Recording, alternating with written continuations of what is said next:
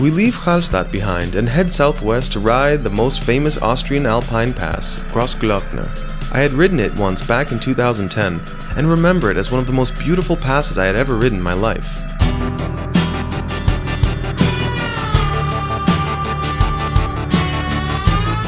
The weather is not on our side, but it doesn't bother me at all.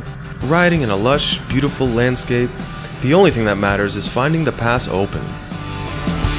The distance to the village of Fuschk, which is the entrance of the pass, is 110 kilometers, and Google Maps says that we will need about 1.5 hours.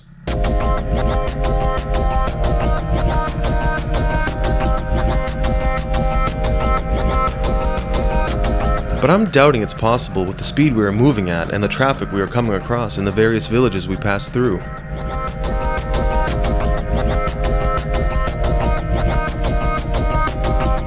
The rain makes riding more difficult and tiring at some points. Here, my Greek traveling partner doesn't know that people outside of Greece don't do overtakes like this, so the driver didn't check the opposite lane. So he did something pretty risky that could spoil our journey.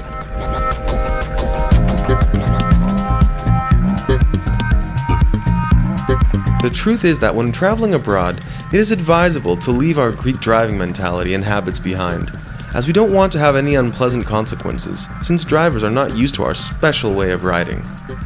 The weather is getting worse as time goes by, and this is really wearing us down. And both of us forgot to put anti-glare film on our helmet visors, making it difficult to see in front of us. We finally make a stop at a gas station to relax a little bit, but we realize that the GPS has led us to a wrong road, going off about 15 kilometers from our route.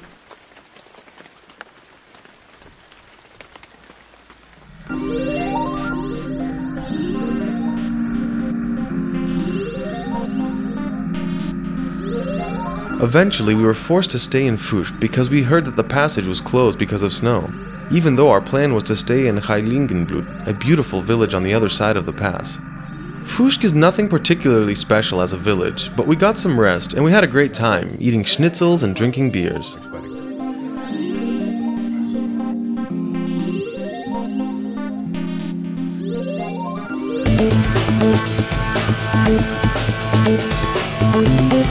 The next morning, I continued on my own, as my friend would return to Greece, and he didn't want to cross the mountain. The rain has stopped, and it's beautiful. On the way, I see many cyclists going to shelters.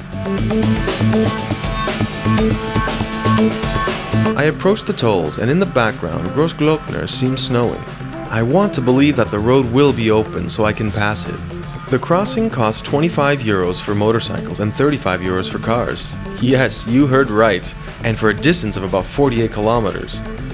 The woman here explains that the road is icy and slippery, so I have to be careful. Along with the ticket, they also give you a leaflet about the park and a sticker. I start riding, feeling like a kid with a new toy. It gets cold, so I wear a raincoat on one side to keep my body temperature up, but also in case it starts to rain.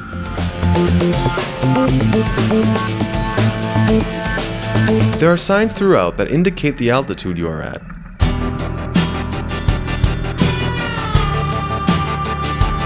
It's cloudy in the distance, so I realize I will definitely run into mist from some point onward. The last time I was here, I came from the opposite direction and with good weather, so today it's like a new experience for me. I have passed 2,076 meters and I am moving up gradually, entering the clouds.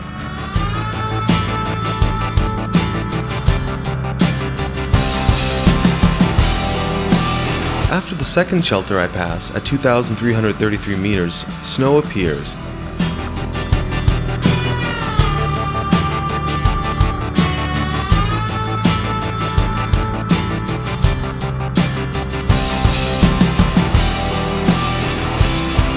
At the third shelter, I will stop to take a few pictures as the landscape is very beautiful. It is so cold, and as my bike's battery isn't new, I'm afraid to turn it off in case it doesn't start again, and that's the last thing you want up here. So, for the 20 minutes of my stop, I kept my engine running. In the parking lot, I met two Czechs, where we shared some of our travel experiences.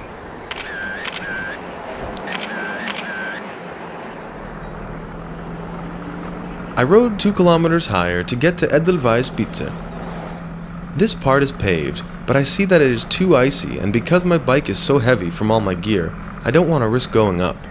Even a small fall under these circumstances would cause a lot of damage, not to mention how difficult it would then be to pick it up.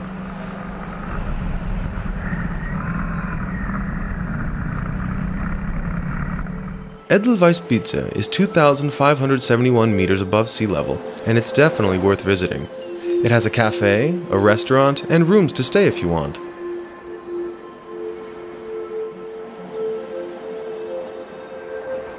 And if the weather is good, the view from up here is magical. More information can be found at tripment.net.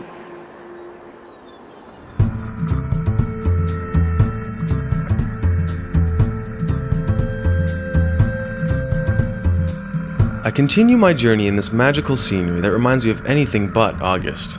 The peak of Grossglockner is on my right at an altitude of 3,798 meters, and it is the highest mountain in Austria. The road was built in 1935 and is considered one of the most remarkable passes in Central Europe. The road here is slightly downhill and the snow is gradually disappearing, but after a while I ascend again and the snow reappears.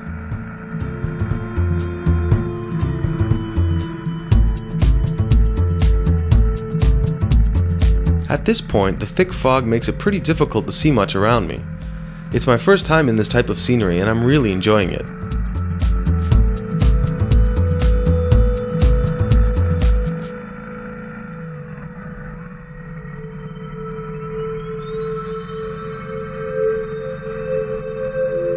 I continue my way south. The landscape is beautiful, and I ride slowly so as to enjoy every moment.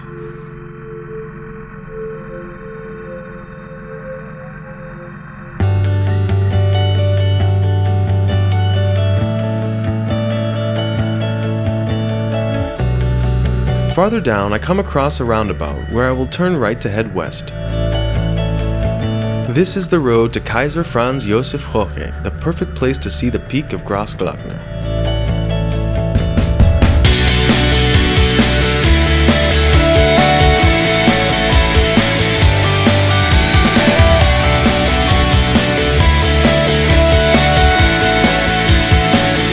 The route on this side of the mountain is very beautiful. At some point, there is a small waterfall where people stop for photos.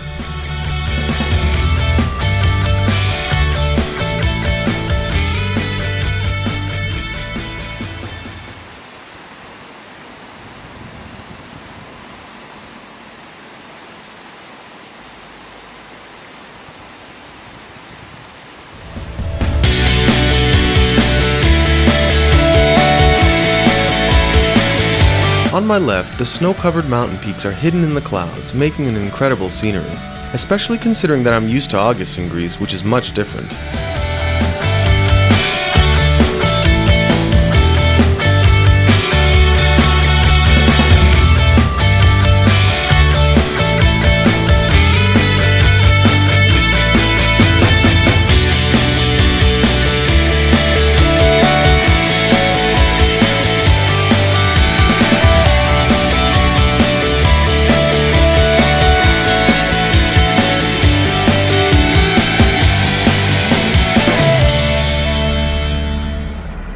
A few kilometers down, I arrive at the shelter.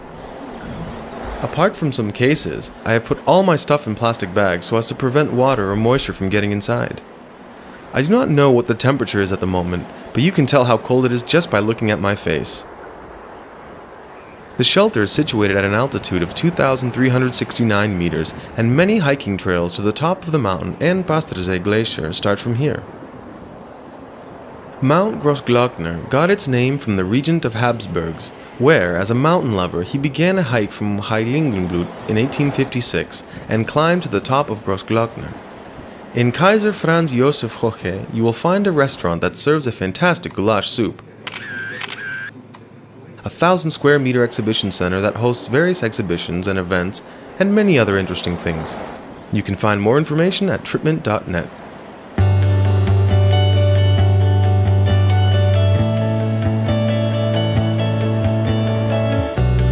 I feel a little sad leaving Grossglockner behind. I like it here so much that I could do this over and over again. However, I continue my journey to the south, as I want to reach my favorite village in Austria, Heiligenblut.